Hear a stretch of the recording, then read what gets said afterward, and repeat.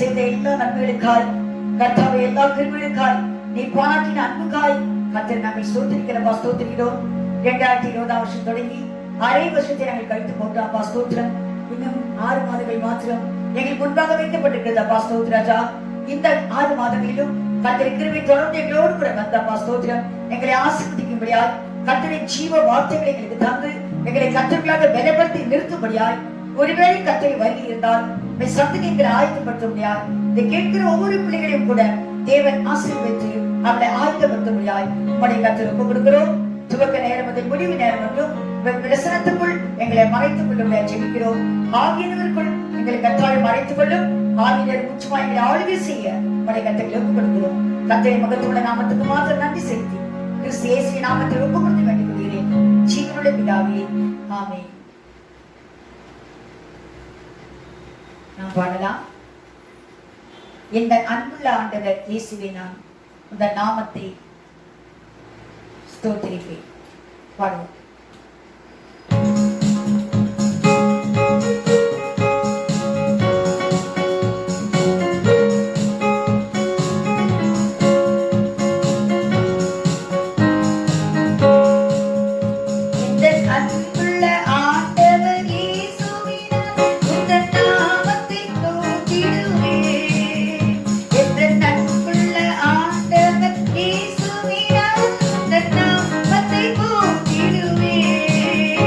உம்மை போலொரு தேவனை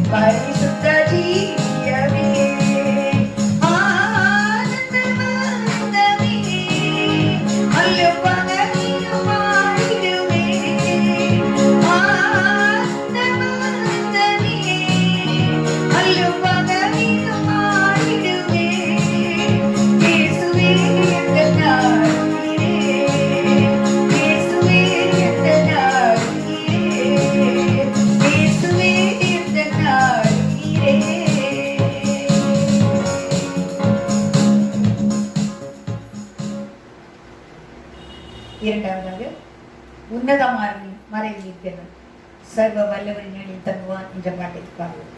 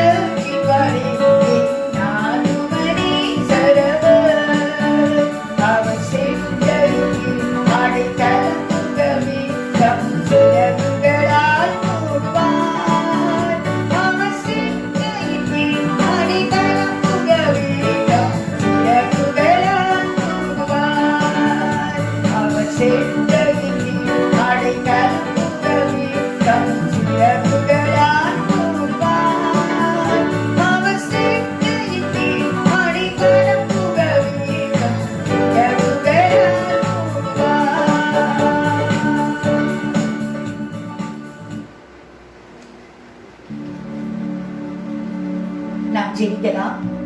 கர்த்தர் நமக்கு தந்த இந்த புதிய மாற்றுக்காக நாம் கர்த்தரை ஸ்தோத்திரிப்போம். கடந்த 6 மாதங்களும் அவருடைய கிருபை நம்மை விட்டு விலகவே இல்லை.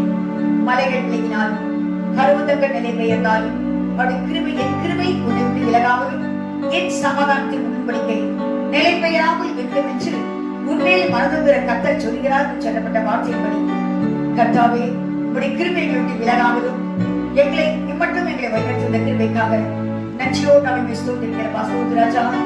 மலைகள் விலகி போனது, பர்வத நிலை பெயர்ந்து போனது, ஆனாலும் கூட கர்த்தரின் கிருபை விலகி போகவே இல்லையப்பா.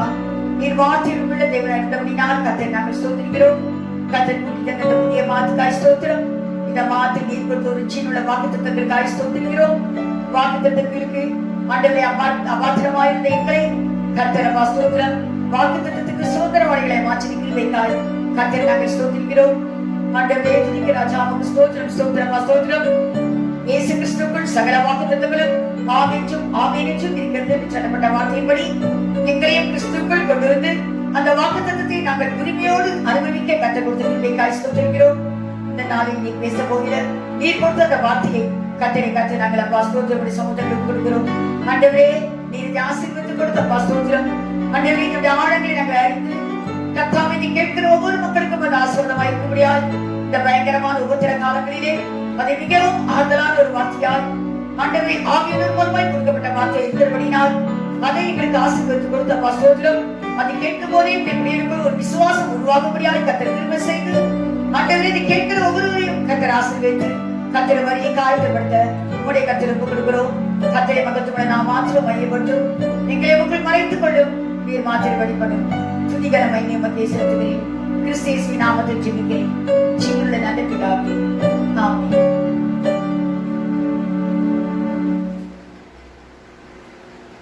நாம் இப்பொழுது கர்த்தர் கொடுத்த வாக்குத்தத்தத்தை தியானிக்கலாம். 91ஆம் சங்கீதம் 4ஆம் வசனம். கர்த்தர் இந்த மாதத்தில் நமக்கு கொடுத்த ஒரு வாக்குத்தத்தம். இந்த 7ஆவது மாதத்தில் ஜூலை மாதத்தில் நமக்கு கொடுத்த வாக்குத்தத்தம் வாசிக்கலாம். அவர் தமது சிறகுகளாலே உன்னை மூடுவார், அவர் செட்டைகளின் கீழே அடைக்கலம் புகுவாய், அவருடைய சத்தியம் உனக்கு பரிசையும் கேடகமும் ஆகும். நாம் இங்கே பார்க்கிறோம், அவர் தமது சிறகுகளாலே உன்னை மூடுவார், அவர் செட்டைகளின் கீழே அடைக்கலம் புகுவாய், அவருடைய சத்தியம் உனக்கு பரிசையும் கேடகமும் ஆகும் என்று சொல்லி கர்த்தருடைய வார்த்தை சொல்லுகிறது.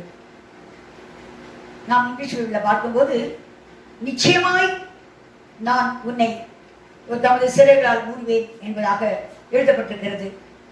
Surely he shall deliver you from the snare of the fowler and from the perilous pestilence என்று எழுதப்பட்டிருக்கிறது. அப்படியாக பாழாக்கும் ஒரு கொள்ளை நோய்க்கும் நான் கட்டாயமாய் நான் உன்னை விடுவிப்பேன் தப்புவிப்பேன் என்பதாக கர்த்தர் சொல்லுகிறார். கர்த்தரை பரிசுத்த நாமத்துக்கு ஸ்தோத்திரம். இப்பொழுது நாம் பார்க்க போகிறோம், இதற்காக கர்த்தர் மூட போகிறார். அவர் தமது சிறகுகளால் உன்னை மூடுவார், அவர் செட்டைகளின் கீழே அடைக்கல புகுவாய் எழுதப்பட்டிருக்கிறதே. அவர் இதற்காக அவர் மூடுகிறார், இதற்காக செட்டைகளின் கீழ் ஒரு அடைக்கலம் கொடுக்கிறார் என்று சொல்லி பார்க்கும்போது அதற்கு முந்தின வசனத்தில் அதனுடைய காரியம் எழுதப்பட்டிருக்கிறது. வாசிப்போ 3ஆம் வசனம். அவர் உன்னை வேடனுடைய கண்ணிக்கும், 2 காரியங்களை பார்க்கிறோம். அவர் உன்னை வேடனுடைய கண்ணிக்கும் பாழாக்கும் கொள்ளை நோய்க்கும் தப்புவிப்பார், பாழாக்கும் கொள்ளை நோய்க்கும் தப்புவிப்பார். அப்படியால் கர்த்தர் தப்புவிக்கிற ஒரு தேவன் பாழாக்குகிற கொள்ளை நோக்கி. இப்பொழுது அப்படிப்பட்ட ஒரு காலம் தான் நாம் வந்து கொண்டிருக்கிறோம். பாழாக்குகிற கொள்ளை நோய் அநேகரை பாழாக்கி விட்டது. உலகத்தில் எத்தனையோ பேர் கடந்த மாதத்தில் இருந்தவர்கள் இல்லாவிட்டால் இந்த வருஷத்தில் தொடங்கிய மக்கள் இந்த நாட்டில் இல்லாமல் போக முடியாது. பயங்கரமான கொள்ளை நோய் கூட்டம் கூட்டமாய் கொள்ளை கொள்ளையாய் வாரிக்கொண்டு போய் கொண்டிருக்கிறது. ஆனாலும் கூட கர்த்தருடைய வாக்குத்தத்தம் சொல்லப்பட்டிருக்கிறது, உன்னை வேடனுடைய கண்ணிக்கும் பாழாக்கும் கொள்ளை நோய்க்கும் தப்புவிப்பார். கர்த்தருடைய பரிசுத்த நாமத்துக்கு ஸ்தோத்திரம். நாம் பார்க்கிறோம், வேடன் என்றால் யார்? வேடன் என்றால் வேட்டைக்காரன், ஹண்டர், அவன் தான் வேடன் என்று பார்க்கிறோம். ஒருவேளை அது மனிதராகவும் இருக்கலாம், இல்லாவிட்டால் சாத்தானாகவும் இருக்கலாம். வேட்டையாடுகிறவர்கள் யாராயிருந்தாலும் அவர் உன்னை வேடனுடைய கண்ணிக்கும் பாழாக்கும் கொள்ளை நோக்கும் தப்பிப்பார் என்று கர்த்தருடைய வார்த்தை சொல்லுகிறது. கண்ணி என்றால் என்ன? ஸ்னேர். அப்படி என்றால் என்ன என்றால் அறியாமல் இருக்கிற ஒரு சுருக்கு. மனுஷன் அறிய மாட்டானதை, அங்கு ஒரு ஆபத்து தனக்கு இருக்கிறது என்பதை உணராதபடி திடீரென்று காலை வைக்கும் போது அது சுருக்கி இழுத்து விடுகிறது, கீழே விழ பண்ணுகிறது. அதனால் அப்படிப்பட்ட அறியாமல் வைக்கக்கூடிய ஒரு சுருக்கு, அதுக்கு பேர் தான் கண்ணி என்று சொல்கிறோம். நமக்கு தெரியாத ஒரு ஆபத்து. இந்த ஆபத்து சாத்தானால் வரலாம், மனுஷால் வரலாம், மூன்றாவது நம்முடைய கிரிகளின் மூலமாய் கூட இந்த கண்ணி வரலாம். அதை குறித்து நம்ம அப்போது பார்க்க போகிறோம். முதலாவது சாத்தானால் வரக்கூடிய கண்ணியை குறித்து நாம் பார்க்கலாம். 7ஆம் சங்கீதம் 3ஆம் வசனத்தில் எழுதப்பட்டிருக்கிறது. சங்கீதம் 7 3ஆம் வசனம். என் தேவனாகிய கர்த்தாவே, நான் இதை செய்ததும் என் கைகளில் நியாயக்கேடு இருக்கிறதும். சங்கீதம் 7:3. சத்துரு சிங்கம் போல் என் ஆத்மாவை பிடித்துக் கொண்டு போய் விடுவிக்கிறவன் இல்லாமையால் அதை பீறாதபடிக்கு என்னை தப்புவியும். நாம் இங்கு பார்க்கிறோம், சத்துரு சிங்கம் போல என் ஆத்மாவை பிடித்துக் கொண்டு போய் விடுவிக்கிறவன் இல்லாமையால் அதை பீறாதபடிக்கு என்னை தப்புவியும். அப்படியானால் சிங்கம் போல் சத்துரு சாத்தான் நமக்கு நன்றாக தெரியும். ஆதாம் ஏவாளை சாத்தான் தந்திரமாய் வஞ்சித்தான் என்று நாம் பார்க்கிறோம். எல்லாவற்றை பார்க்கும் சர்ப்பமானது தந்திரம் உள்ளது என்று சொல்லி வேதத்தில் எழுதப்பட்ட வார்த்தையின்படி சர்ப்பத்தின் ரூபத்தில் சாத்தான் வந்து ஆதாம் ஏவாளுக்கு கற்றுக் கொடுத்த வார்த்தையை கீழ்ப்படியாமல் போவதற்காக அந்த வார்த்தையை மாற்றி பேசினான். கர்த்தர், நீ இந்த பழத்தை புசிக்கும் நாளில் சாகவே சாவா என்றால் நீ சாகவே சாவதில்லை என்பதாக அவன் சொல்லி அவர்களை ஏமாற்றி அதை புசிக்க வைத்து பாவத்துக்கு உட்படுத்தி அவர்களுக்கும் தேவனுக்கும் ஒரு பகையை உண்டு பண்ணி அவர்களை துரத்தி விட்டான் என்று பார்க்கிறோம். அதன் பின்பு அவர்கள் மீண்டும் அவர்களுக்கும் தேவனுக்கும் எந்த சம்மந்தம் இல்லாமல் ஆக்கிவிட்டான். ஆனால் தேவன் தம்முடைய குமாரன் இயேசு கிறிஸ்துவை உலகத்துக்கு அனுப்பி அந்த சாபத்தில் இருந்து அந்த சாபத்தை தன்மேல் ஏற்றுக்கொண்டு அவர் மரணத்தை ருசி பார்த்து நம்மை அந்த சாபத்தின் விடுதலையாக்கி மீண்டும் தேவனோடு ஒப்புரவாக்கி அவருக்கு பிள்ளைகளாய் மாற்றினார் என்பதை நாம் அறிந்திருக்கிறோம். ஆகவே சாத்தான் செய்யக்கூடிய ஒரு தந்திரம் ஆதாம் ஏவாளில் காணப்பட்டது. ஆகவே தான் அவன் சாத்தான் அந்த காரியத்தை அவன் செய்து சிங்கம் போல அவன் ஆத்மாவை விழுக பார்க்கிற ஒரு சாத்தானாய் இருக்கிறான். ஒரு சர்ப்பம் அப்படிப்பட்ட ஒரு காரியத்தை செய்தது என்று நாம் பார்க்கிறோம். ஆகவே தான் நாம் இதை பார்ப்பது சாத்தானால் வரக்கூடிய ஒரு கண்ணி என்று சொல்லி நாம் பார்க்கிறோம். இரண்டாவது, மனுஷால் வரக்கூடிய ஒரு கண்ணி. இதுல பார்க்கும்போது இந்த சாத்தான் பவுல் சொல்லும் போது இதை குறித்து 2 தீமோத்தேயு 2ஆம் அதிகாரம் 26ஆம் வசனத்தில் சொல்லப்பட்டிருக்கிறது. 2 தீமோத்தேயு 2ஆம் அதிகாரம் 26ஆம் வசனம். பிசாசானவருடைய இச்சையின்படி செய்ய அவனால் பிடிபட்டிருக்கிற அவர்கள் மறுபடியும் மயக்கம் தெளிந்து அவன் கண்ணிக்கு நீங்கத்தக்கதாகவும் சாந்தமாய் அவர்களுக்கு உபதேசிக்க வேண்டும். நான் இங்கே பார்க்கிறோம், பிசாசானவன் தன்னுடைய கண்ணியினால் சிலரை இச்சைக்குட்படுத்தி பாவத்துக்கு உட்படுத்துகிறான் என்று சொல்லி நாம் பார்க்கிறோம். இதை குறித்து நாம் பார்க்கும்போது ஆதியாகமம் 39ஆம் அதிகாரத்தில் நாம் யோசேப்பை குறித்து பார்க்கிறோம். யோசேப்பு சிறு பையனாக இருக்கும் போதே போத்திபாருடைய வீட்டில் வேலை செய்து கொண்டிருக்கிறான். அங்கு அவனுக்கு ஒரு சோதனை வந்தது சாத்தானால். 7ஆம் வசனத்திலிருந்து நம்ம 9ஆம் வசனமே படிக்கலாம். சில நாள் சென்ற பின்பு அவனுடைய எஜமானின் மனைவி யோசேப்பின் மேல் கண் போட்டு என்னுடைய சைனி என்றால் அவனோ தன் எஜமானுடைய மனைவியின் சொல்லுக்கு இணங்காமல் அவளை நோக்கி, இதோ வீட்டிலே என்னிடத்தில் இருக்கிறவைகளில் யாதொன்றை குறித்தும் என் ஆண்டவன் விசாரியாமல் தமக்கு உண்டான எல்லாவற்றையும் என் கையில் ஒப்புவித்திருக்கிறார். இந்த வீட்டிலே என்னிலும் பெரியவன் இல்லை. நீ அவருடைய மனைவியா இருக்கிறபடியால் உன்னை தவிர வேறொன்றையும் அவர் எனக்கு விலக்கி வைக்கவில்லை. இப்படி இருக்க நான் இத்தனை பெரிய பொல்லாங்கு உடன்பட்டு தேவனுக்கு விரோதமாய் பாவம் செய்வது எப்படி என்று சொல்கிறான். இவ்வளவு பெரிய பொல்லாங்குக்கு நான் உட்பட்டு தேவனுக்கு விரோதமாய் பாவம் செய்வது எப்படி? சாத்தான் யோசேப்பை ஒரு பாவத்துக்கு உட்படுத்த தேவனுக்கு விரோதமான ஒரு பாவம் செய்யும்படியாக தூண்டின போதும் அவன் அந்த பாவத்திலிருந்து தப்பித்து ஓடிப்பானான். அதிலிருந்து தப்பித்துக் கொண்டான் என்று நாம் அறிவோம். அந்த பாவத்துக்கு உட்படாதபடிக்கு தன்னை காத்துக் கொண்டான் சாத்தான் செய்த கண்ணியிலிருந்து. ஆனால் தாவீதுக்கு ஒரு முறை சாத்தானால் ஒரு கண்ணி வந்தது. அப்பொழுது தாவீது அந்த கண்ணியில் விழுந்து விட்டான். பத்சேபாளுடைய காரியத்தில் அவன் பாவம் செய்து அவனுடைய புருஷனாகிய உரியாவையும் கொன்று அவன் கட்டுவிதமாய் பாவம் செய்ய வேண்டிய ஒரு நிலை வந்துவிட்டது. அந்த சாத்தானுடைய கண்ணிக்கு அவன் உட்பட்டு விட்டான். ஆனால் அதன் பின்பு 51ஆம் சங்கீதத்தில் அவன் மனம் உடைந்து அவன் கர்த்தர் மனம் திரும்பி அவன் கர்த்தரோடு உப்புரவாகிறான் சொல்லி பார்க்கிறோம். ஆனால் தான் கர்த்தர் அவனை இதயத்துக்கு ஏற்றவன் என்று சொல்கிறார். அப்படினால் சாத்தான் சில சமயங்களில் அவனை இச்சைப்படி செய்யும்படியான ஒரு கண்ணியை கொடுத்து நம்மை பாவத்துக்கு உட்படுத்துவதா இருக்கிறான். ஆகவே சாத்தானால் கண்ணி வரலாம். இங்கு வேடனுடைய கண்ணி என்று பார்க்கிறோம். சாத்தான் ஒரு வேடனாய் இருக்கலாம். இல்லாவிட்டால் மனிதராலும் நமக்கு சில கண்ணிகள் ஏற்படுறதுக்கு சான்சஸ் உண்டு. வாசிக்கலாம். சங்கீதம் 11:8-11. கிராமங்களில் ஒளிப்பிடங்களிலே பதவி இருந்து மறைவிடங்களிலே குற்றமற்றவனை கொள்ளுகிறான். திக்கற்றவர்களை பிடிக்க அவன் கண்கள் நோக்கிக் கொண்டிருக்கிறது. தன் கெபியில் இருக்கிற சிங்கத்தை போல மறைவில் பதவி இருக்கிறான். ஏழையை பிடிக்க பதவி இருந்து ஏழையை தன் வலைக்குள் இழுத்து பிடித்துக் கொள்கிறான். திக்கற்றவர்கள் தன் பலவான் கையில் விழும்படி அவன் பதுங்கி கிடக்கிறான். தேவன் அதை மறந்தார் என்றும் அவர் தம்முடைய முகத்தை மறைத்து ஒரு காலம் அதை காண மாட்டார் என்றும் தன் இருதயத்திலே சொல்லிக் கொள்ளுகிறான். அப்படியால் மனுஷன் இப்படியெல்லாம் சொல்லிக்கொண்டு அவன் கண்ணியை வைக்கிறான் என்று பார்க்கிறோம். நமக்கு தெரியும், தாவீதுடைய நாட்களெல்லாம் சவுல் அவனை விரட்டிக் கொண்டே இருந்தான், வேட்டையாடுகிறான் என்று அவன் தாவீது சொல்லுகிறான்.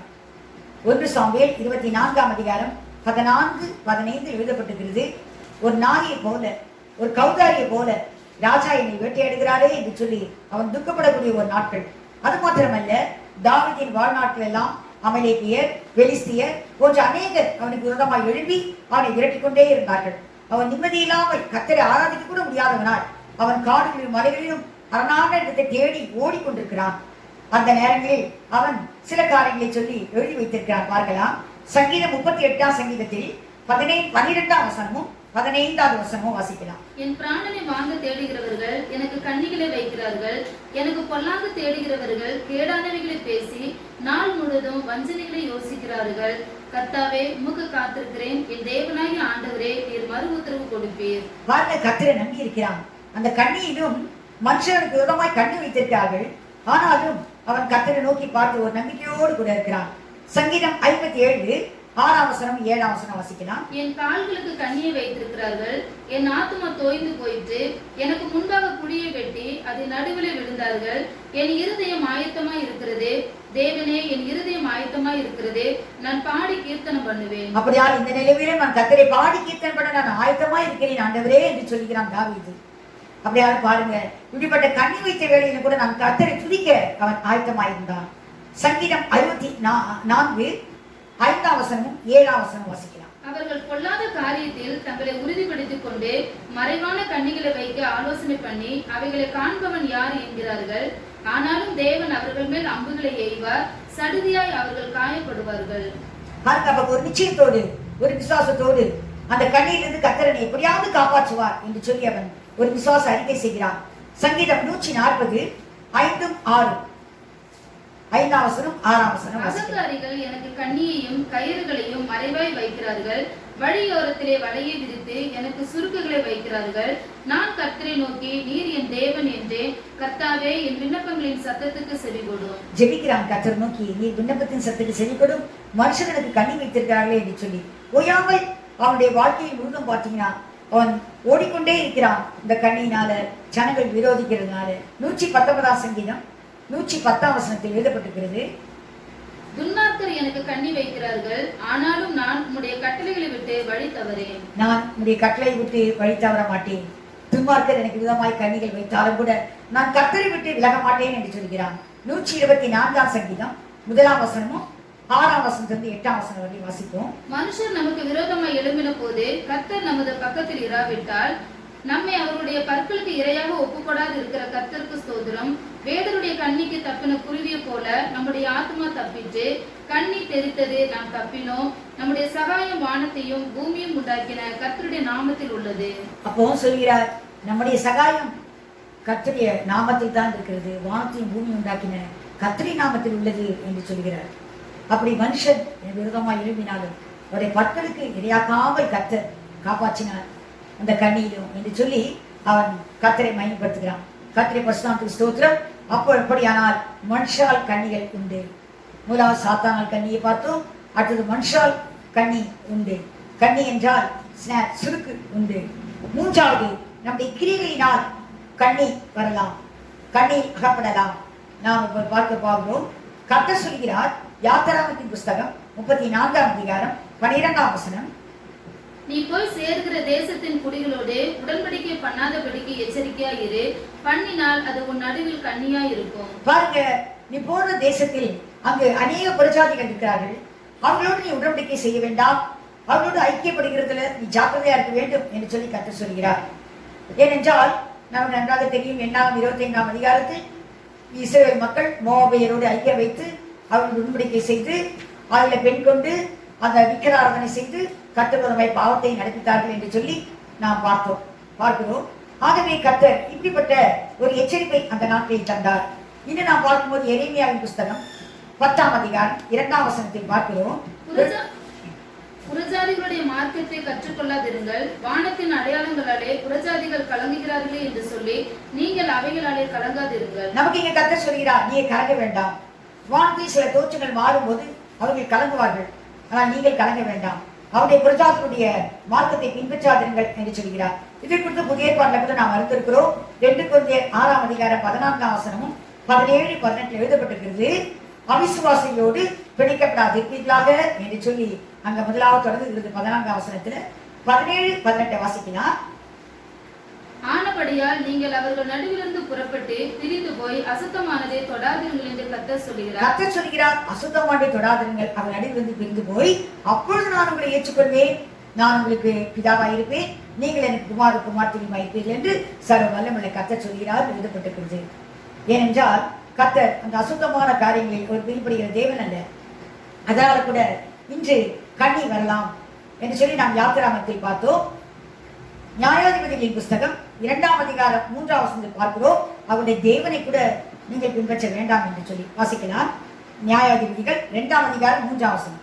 ஆகையால் நான் அவர்களை உங்கள் முகத்திற்கு முன்பாக துரத்துவதில்லை என்றேன், அவர்கள் உங்களை நெருக்குவார்கள், அவருடைய தேவர்கள் உங்களுக்கு கண்ணியாவார்கள் என்றார். அப்படியாக புறஜாதிகளுடைய தேவர்கள் உங்களுக்கு கண்ணியாவார்கள்.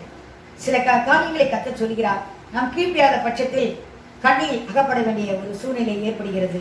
அதனால்தான் 16ஆம் சங்கீதம் 4ஆம் வசனத்தில் அந்நிய தேவனை நாடி பின்பற்றுவர்களுக்கு வேதனைகள் பெருகும் என்று வேதம் சொல்கிறது. ஆகவே நாம் சில கிரியைகள் மூலமாய் நாம் கண்ணியை வருவித்துக் கொள்கிறோம் என்று நாம் பார்க்கிறோம். 3வது, வார்த்தையினால் இன்று கண்ணி வரலாம். நீதிமொழிகளின் புஸ்தகம் 6ஆம் அதிகாரம் 2ஆம் வசனத்தில் வாசிக்கலாம். நீ உன் வாய்மொழிகளால் சிக்குண்டாய், உன் வாயின் வார்த்தைகளால் பிடிபட்டாய். அப்படியால் வாயின் வார்த்தையினால் நீ பிடிபட்டாய், நீ சிக்குண்டாய் என்று எழுதப்பட்டிருக்கிறது. சில சமயங்களில் வார்த்தையில் நாம் மற்றவர்களுக்கு ஒரு அடிமையாகிறோம்.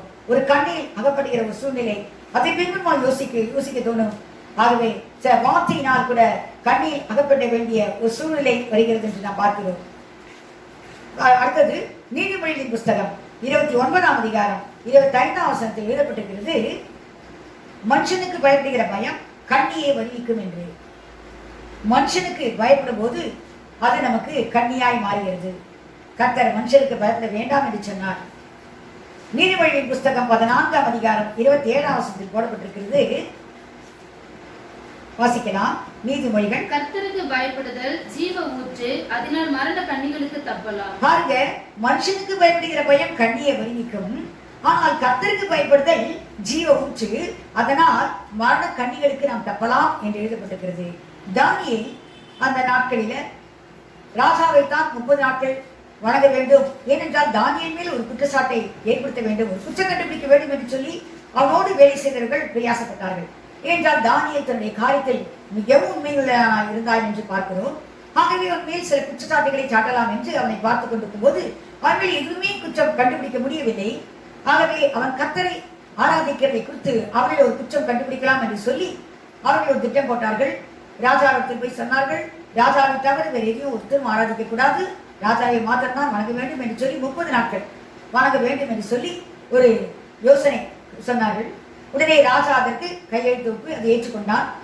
அதன் பிறகு ஆனால் தானியேல் மாத்திரம், தானியேலின் புஸ்தகம் 6ஆம் அதிகாரம் 10ஆம் வசனத்தில் எழுதப்பட்டிருக்கிறது, தானியேலோ வென்றால் அந்த பத்திரத்துக்கு கையெழுத்து வைக்கப்பட்டதென்று அறிந்த போதிலும் தன் வீட்டுக்குள்ளே போய் தன் மேல் அறையிலே எருசலேமுக்கு நேராக பலகணிகள் திறந்திருக்க அங்கே தான் முன் செய்து வந்தபடியே தினம் 3 வேளையும் தன் தேவனுக்கு முன்பாக முழங்கால் படியிட்டு ஜெபம் பண்ணி ஸ்தோத்திரம் செலுத்தினான். பாருங்க, தானியேல் ராஜா அந்த பத்திரத்துக்கு கையெழுத்து வைத்து விட்டார் என்று நன்றாக அறிந்திருந்தான். ஆனாலும் கூட அந்த மனுஷனுக்கு பயம் இல்லை. ராஜாவா இருந்து கூட ஒரு மனுஷன் தான், பயம் இல்லாதபடி அவன் தினம் 3 பத்திரத்துக்கு கையெழுத்து வைப்பதற்கு முன்பாக எப்படி கர்த்தரை ஆராய்த்தாரோ அதே போல் எருசலேமை பலகணிகள் திறந்திருக்க அந்த எருசலேமை பார்த்து அவன் தினந்தோறும் கர்த்தரை ஆராய்த்து கொண்டிருக்கிறான் 3 வேளையும். ஆகவே தான் அவனை சிங்கங்களுக்கு மேல் பொறுப்பதான் தைரியமா சொல்கிறான், நான் கர்த்தருக்கு முன்பாக குற்றமற்றனா இருக்கிறேன், ராஜாவாக உனக்கு முன்பாக நான் நீதி கேடு செய்யவில்லை என்று தைரியமாய் சொல்கிறான். பாருங்க, சிங்கக்கெபியில் போடுவதற்கு முன்பாக அந்த கெபிக்கு வெளியே இருக்கிற அந்த கல் மேல, அந்த குகையினுடைய கல் மேல எல்லாரும் சீல் வைத்தார்கள், முத்திரை போட்டார்கள். ஆனால் முத்திரை போட்ட பின்பு இவனை தூக்கி அந்த குகைக்குள்ள போட்டு விட்டார்கள். ஆனால் சிங்கத்தின் வாயை தேவதூதன் வந்து கட்டினார் என்று சொல்லி இவன் தைரியமா சொல்கிறான். நான் கர்த்தருக்கு குற்றமற்றனாக இருந்தபடினால் தேவதூதன் தம்முடைய தூதனை அனுப்பி கர்த்தர் அந்த சிங்கத்தின் வாயை கட்டி போட்டார் என்று சொல்கிறான். அப்படியானால் மனுஷனுக்கு பயப்படுகிற பயம் கண்ணியை வருவிக்கும், ஆனால் கர்த்தருக்கு பயப்படுகிற பயம் மரண கண்ணிக்கு அதனால் தப்பலாம் என்று சொல்லப்பட்ட வார்த்தையை அங்கு தானியேல் நிரூபித்து காட்டுகிறான். ஆகவே இதனால் கூட மனுஷனுக்கு பயப்படுகிறதால் ஒரு கண்ணியை பறித்துக் கொள்ளலாம். அடுத்தது பிரசங்கியின் புஸ்தகம் 7ஆம் அதிகாரம் 26ஆம் வசனத்தில் எழுதப்பட்டிருக்கிறது. கண்ணிகளும் வளைகளும் ஆகிய நெஞ்சமும் கயிறுகளும் ஆகிய கைகளையும் உடைய ஸ்திரீயானவள் சாவிலும் அதிக கசப்புள்ளவள் என்று கண்டேன். தேவனுக்கு முன்பாக சர்க்குணனாய் இருக்கிறவன் அவளுக்கு தப்புவான், பாவியோ அவளால் பிடிபடுவான். இது அவள் என்று சொல்லுகிறது. ஸ்ரீ என்று சொல்லப்படுகிறது உலகம். உலகத்தை தான் ஸ்ரீ, வேசி ஸ்ரீ என்று சொல்லப்பட்டிருக்கிறது. இதை குறித்து யாக்கோபின் புஸ்தகம் 4ஆம் அதிகாரம் 4ஆம் வசனத்தில் எழுதப்பட்டிருக்கிறது. விபசாரிகளே, உலக சிநேகம் தேவனுக்கு விரோதமான பகை என்று அறியீர்களா? ஒருவன் உலகத்துக்கு சிநேகனா இருக்க விரும்பினால் அவனிடத்தில் தேவனுடைய அன்பு இல்லை என்று சொல்லி எழுதப்பட்டிருக்கிறது. வாசிக்கலாமா? யாக்கோபின் புஸ்தகம் 4ஆம் அதிகாரம் 4ஆம் வசனம். விபச்சாரிகளே, உலக சிநேகம் தேவனுக்கு விரோதமான பகை என்று அறியீர்களா? ஆகையால் உலகத்துக்கு சிநேகிதனாய் இருக்க விரும்புகிறவன் தேவனுக்கு பகைஞனாகிறான், தேவனுக்கு விரோதியாகிறான், பகைஞனாகிறான் என்று சொல்லி நாம் பார்க்கிறோம். அப்படியானால் இதனால் கூட கண்ணி இந்த உலகத்தின் மேல் அன்பு வைப்பதனால் நாம் சில வேளைகளில் சிக்குண்டு கண்ணினால் வேதனைப்படக்கூடிய ஒரு காரியம் உண்டு. ஆகவேதான் இதுவும் ஒரு கண்ணி தான். அடுத்தது பார்க்கிறோம் பண ஆசை. 1 தீமோத்தேயு புதிய ஏற்பாட்டில் பார்க்கிறோம். 1 தீமோத்தேயு 6ஆம் அதிகாரம் 9ஆம் வசனம் 10ஆம் வசனம் பவுல் எழுதும்போது அவர் எழுதுகிறார். ஐஸ்வர்யவான்களாக விரும்புகிறவர்கள் சோதனையிலும் கண்ணியிலும் மனுஷர் கேட்டிலும் அழிவிலும் அமிழ்த்துகிற மதிகேடும் சேதமுமான பலவித இச்சைகளிலும் விழுகிறார்கள். பண ஆசை எல்லா தீமைக்கும் வேறாய் இருக்கிறது. சிலர் அதை இச்சித்தும் விசுவாசத்தை விட்டு வழுவி அநேக வேதனைகளாலே தங்களை உருவ குத்தி கொண்டிருக்கிறார்கள். சிலர் அதை இச்சித்து அநேக வேதனைகளால் தங்களை உருவ குத்தி கொண்டிருக்கிறார்கள். பண ஆசை எல்லா தீமைக்கும் வேறாய் இருக்கிறது. அது ஒரு பெரிய கண்ணியாக இருக்கிறது. பணம் தேவைதான் எல்லாவற்றுக்கும், ஆனால் பண ஆசை ஒரு கண்ணியாக இருக்கிறது என்று சொல்லி நாம் வேதத்தில் வாசிக்கிறோம். சிலர் வேதனைகள் நேருகிற நேரத்தில் கர்த்தரிடத்தில் பொருத்தனை செய்து ஜெபிக்கிறோம். ஆண்டவரே, நீர் இந்த வேலையில் அந்த இக்கட்டான சூழ்நிலை, மனுஷன் காப்பாற்ற முடியாத ஒரு சூழ்நிலை, அந்த நேரத்தில் கர்த்தரை நோக்கி நாம் பார்க்கிறோம். ஆண்டவரே, நீர் எனக்கு உதவி செய்கிறானால் நான் ஏதாவது கர்த்தருக்கு செய்கிறேன் என்று சொல்லி நாம் அந்த வேலையில் பொருத்தனை செய்கிறோம். ஆனால் பொருத்தனை செய்த பின்பு அதை செலுத்த முடியாத ஒரு பட்சத்தில் நாம் சில சமயங்களில் வேதனைப்படுகிறது உண்டு. அதை குறித்து வேதம் சொல்கிறது அது கூட ஒரு கண்ணிதானா. பார்த்தீங்கன்னா எத்தா என்று ஒரு மனுஷன் இருந்தான்.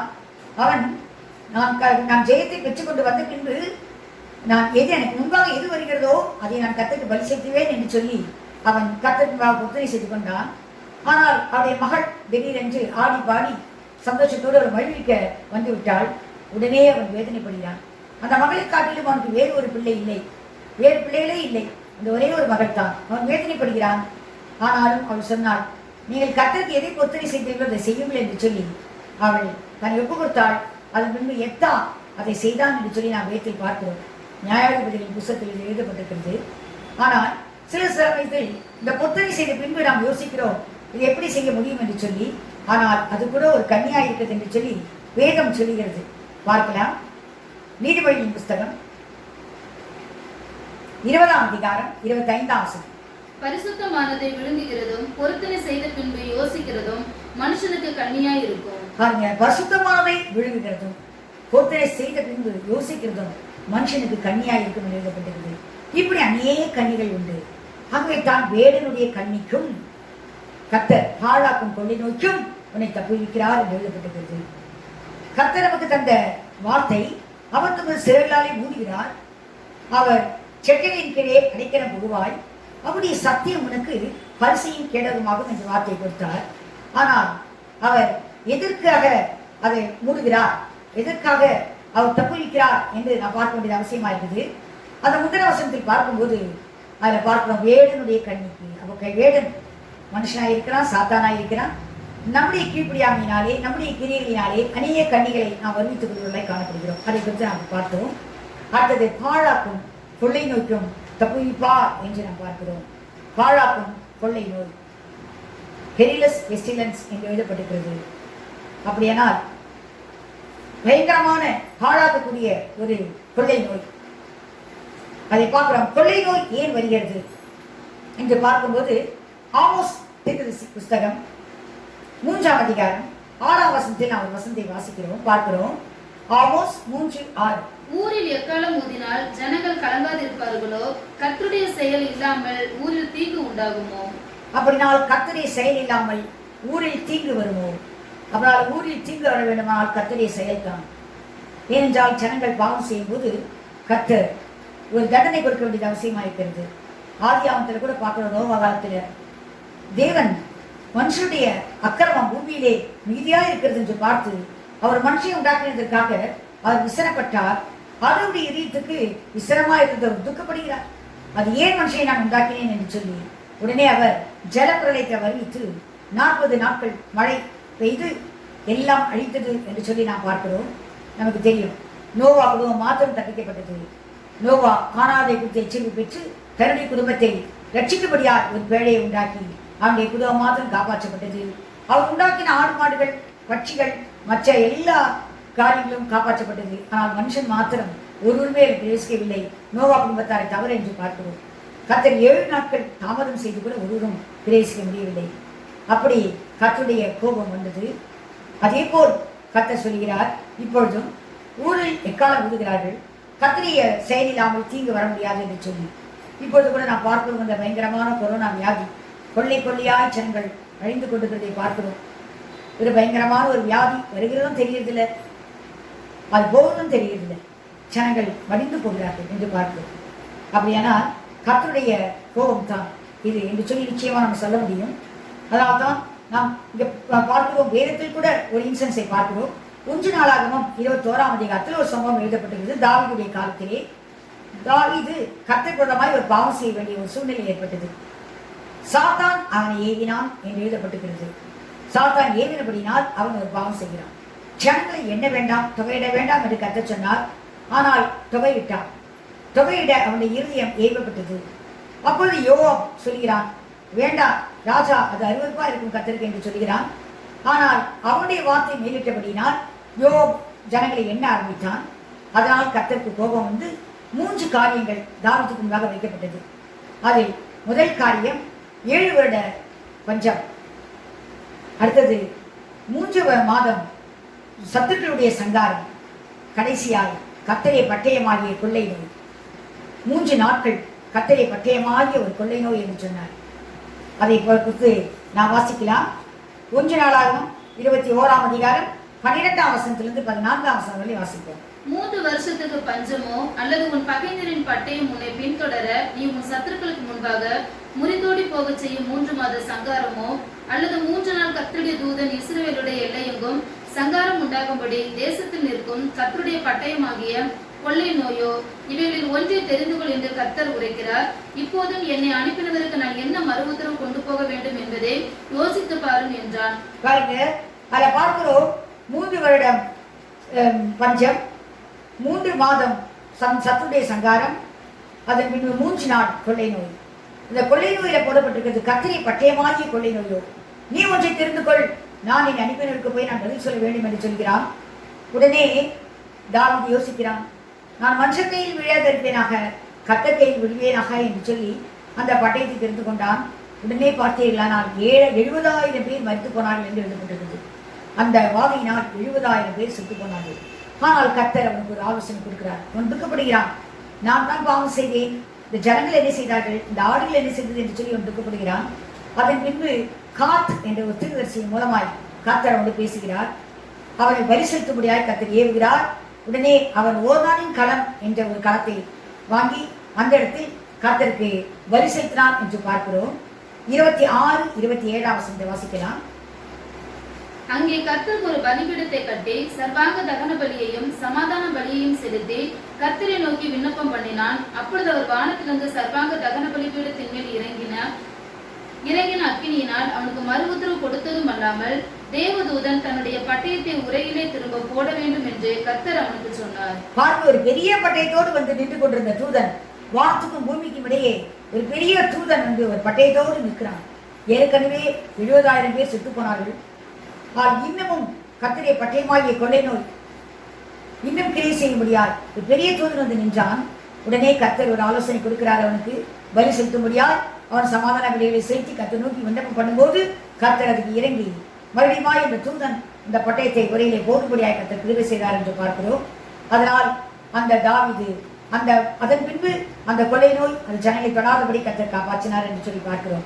ஆகவே பாழாக்கும் கொள்ளை நோய்க்கும் கர்த்தர் உன்னை தப்புவிப்பார் என்று எழுதப்பட்டிருக்கிறது. இந்த கண்ணியும் பாழாக்கும் கொள்ளை நோயும் ஒரு பயங்கரமான காரியங்கள் தான். அதற்கு கர்த்தர் தப்புவிக்கும்படியாகத்தான் அவர் தமது சிறகுகளாலே உன்னை மூடுவார், அவர் செட்டையின் கீழே அடைக்கலம் புகுவார் என்று எழுதப்பட்டிருக்கிறது. நாம் சிறகை மாத்திரம் பார்ப்போம். அவர் சிறகுகளாலே உன்னை மூடுவார். இந்த மாதத்துடைய வாக்குத்தத்தத்தில் 4ஆம் வசனத்தில் பார்க்கிறோம், அவர் தமது சிறகுகளாலே உன்னை மூடுவார் என்று சொல்லி நாம் பார்க்கிறோம். சிறகு என்று சொல்லும்போது இங்கிலீஷ்ல பார்க்கும்போது ஃபெதர்ஸ், சிறகுகள், அந்த சரீரத்தை மூடிக்கொண்டிருக்கிற சிறகுகள் என்று சொல்லி நாம் பார்க்கிறோம். அந்த சிறகுகள், அதனால் கர்த்தர் மறைக்கிறார். அதாவது சிறகுகளாலே உன்னை மூடுவார். நம்முடைய தேவன் தம்முடைய தீமைக்கு வருகிற தீமைக்கு மறைக்கும்படியால் அவருடைய சிறகுகளால் நம்மை மூடுகிற ஒரு தேவனாக இருக்கிறார். இதை குறித்து 27ஆம் சங்கீதம் 4ஆம் வசனத்தில் எழுதப்பட்டிருக்கிறது. தீங்கு நாளிலே அவர் தமது கூடாரத்திலே மறைத்து கூடார மழையை ஒழித்து வைத்து கண்மலை மேல் என்னை ஏற்றுவார் என்று சொல்லி சங்கீதக்காரன் சொல்கிறார். தீங்கு நாட்கள் வரும்போது கர்த்தர் நம்மை மறைத்துக் கொள்கிறார். அந்த தீங்கு நம்மை தொடாதபடிக்கு தம்முடைய சிறகுகளாலே மூடுகிற ஒரு தேவனாய் இருக்கிறார். இயேசு கிறிஸ்து உலகத்தில் இருந்தபோது அவர் சொன்ன ஒரு வார்த்தை நாம் வாசிக்கலாம். லூக்கா எழுதின சுவிசேஷம் 13ஆம் அதிகாரம் 34ஆம் வசனத்தில் வாசிக்கிறோம். லூக்கா எழுதின சுவிசேஷம் 13ஆம் அதிகாரம் 34ஆம் வசனம். எருசலேமே எருசலேமே, தீர்க்கதரிசிகளை கொலை செய்து உன்னிடத்தில் அனுப்பப்பட்டவர்களை கல்லறிகிறவளே, கோழி தன் குஞ்சுகளை தன் சிறுகளின் கீழே கூட்டி சேர்த்துக் கொள்ளும் வண்ணமாக நான் எத்தனை தரமோ உன் பிள்ளைகளை கூட்டி சேர்த்துக் கொள்ள மனதாய் இருந்தேன், உங்களுக்கோ மனதில்லாமல் போயிற்று. இங்க பார்க்கிறோம், அந்த சிறுகளின் கீழே கர்த்தர் மறைக்கிற தேவன் என்று பார்த்தோம். அவர் சொல்கிறார் எருசலேமை பார்த்து, எருசலேம் என்று சொன்னால் கர்த்தருடைய பிள்ளைகள், கர்த்தரை அறிந்த பிள்ளைகள், அவர்களை பார்த்து சொல்கிறார், எருசலேமே எருசலேமே, நான் எத்தனை முறையோ என் சிறுகளின் கீழே உன்னை கூட்டி சேர்த்துக்கொள்ள மனதாய் இருந்தேனே, உனக்கு வரும்போது அந்த ஆபத்திலே உன்னை காப்பாற்றும்படியால் கோழி தன் குஞ்சுகளை எப்படி காக்கிறதோ, ஒரு பருந்து மேலே பார்க்கும்போது, ஒரு கழுகு மேலே பறந்து செல்லும்போது தன் குஞ்சுகளை எப்படி பாதுகாக்கிறதோ, அதுபோல சத்துரு வரும்போது, உங்களை விழுங்க வரும்போது நான் உங்களை காப்பாற்ற முடியாது. என் சிறைகளை நீட்டி என் சிறைகளை நான் கொடுத்து நான் காப்பாற்ற முடியாது நான் மனதாய் இருந்தேனே, எத்தனை தரமோ என்று சொல்கிறார். எத்தனையோ தரம் ஒவ்வொரு முறையும் நான் பிரயாசப்படுகிறேன், ஆனால் உங்களுக்கோ மனதில்லாமல் போயிடுச்சே. இன்று கூட கர்த்தருடைய சிறையின் கீழே நான் வரும்போது நமக்கு பெரிய ஒரு பாதுகாப்பு உண்டு. அவர் எத்தனையோ முறை நம்மை பாதுகாக்கும்படியார் ஒரு பிரயாசப்படுகிறார். நாம் அந்த சிறையை விட்டு வெளியே போகும்போதுதான் நாம் கண்ணியிலும் நாம் மற்ற காரியங்களிலும் பாழாக்குகிற கொள்ளை நோயிலும் நாம் வேதனைப்பட வேண்டியதாக இருக்கிறது. கர்த்தருடைய சத்தத்துக்கு கீழ்ப்படிந்து அவருடைய சிறையின் கீழே நம்மை மறைத்துக் கொள்வோமானால் கர்த்தர் நம்மை காப்பாற்றுவார். கர்த்தருடைய பரிசுத்தத்துக்கு ஸ்தோத்திரம். அடுத்த பாகத்தில் பார்க்கிறோம், அவர் செட்டிலின் கீழே அடைக்கலம் புகுவாய் என்று பார்க்கிறோம். கர்த்தருக்கு சித்தமானால் அவருடைய செட்டிலின் கீழே அடைக்கலம் புகுவாய் என்ற வார்த்தை நாம் அதன் பிறகு அவருடைய சத்தியம் உனக்கு பரிசையும் கேடகமாகும். இந்த 2 வார்த்தையும் நாம் கர்த்தர் சித்தமானால் அடுத்த முறை நாம் பார்க்கலாம். கர்த்தர் இந்த வசனங்களை நமக்கு ஆசீர்வதித்து கொடுப்பாராக. அதற்காக நாம் செய்வோம்.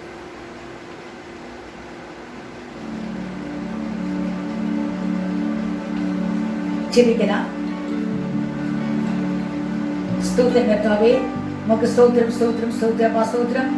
பரிசுத்த பிதாவே, கர்த்தருடைய கிருபையை தந்த ஆண்டவரே, இந்த புதிய மாதத்தின் காலை வேளைக்காய் கர்த்தர் நன்றியோடு நாங்கள் ஸ்தோத்திரிக்கிற கர்த்தாவே, உமக்கு ஸ்தோத்திரம் அப்பா. கர்த்தர்களை கொடுத்த நல்ல ஜீவ வார்த்தைக்காய் ஸ்தோத்திரம். ஒரு தைரியமான வார்த்தை கர்த்தருக்கு தந்தீரப்பா ஸ்தோத்திரம். உண்மையாகவே கர்த்தருடைய வார்த்தை எங்களுக்கு தைரியப்படுத்துகிறது. தாவீது சொன்னது போல என்னுடைய ஆத்மாவை பலப்படுத்தி தைரியப்படுத்துகிற கர்த்தராக இருக்கிற அப்படின்னா அந்த கர்த்தரை ஸ்தோத்திரிக்கிறப்பா ஸ்தோத்திராஜா. ஆண்டவரே, நன்றியோடு இந்த வேளையில் நாங்கள் விசுவாசிக்கிறப்பா ஸ்தோத்திரிக்கிறோம். அவர் தமது சிறைகளாலே உன்னை மூடுவார், அவர் செட்டிலின் கீழே அடைக்கலம் புகுவாய், அவர் சத்தியம் உனக்கு பரிசையும் கேடகமாகும் என்று சொல்லி கர்த்தர் சொன்ன வார்த்தைப்படி உடைய சத்தியம், உடைய வசனம் அதுதான் சத்தியம் என்று நாங்கள் வேதத்தில் வாசிக்கிறோம். அந்த சத்தியம் எங்களுக்கு பரிசையும் கேடகமாக இருக்கிறதாக கர்த்தர் இந்த வசனங்களை இந்த வார்த்தையில் கொடுத்த கிருபைக்காய் ஸ்தோத்திரம் ஆண்டவரே. இந்த உலகத்திலே இந்த ஆபத்திலிருந்து தப்பித்துக் கொள்ள வேற எந்த ஒரு வழியும் இல்லை ஆண்டவரே.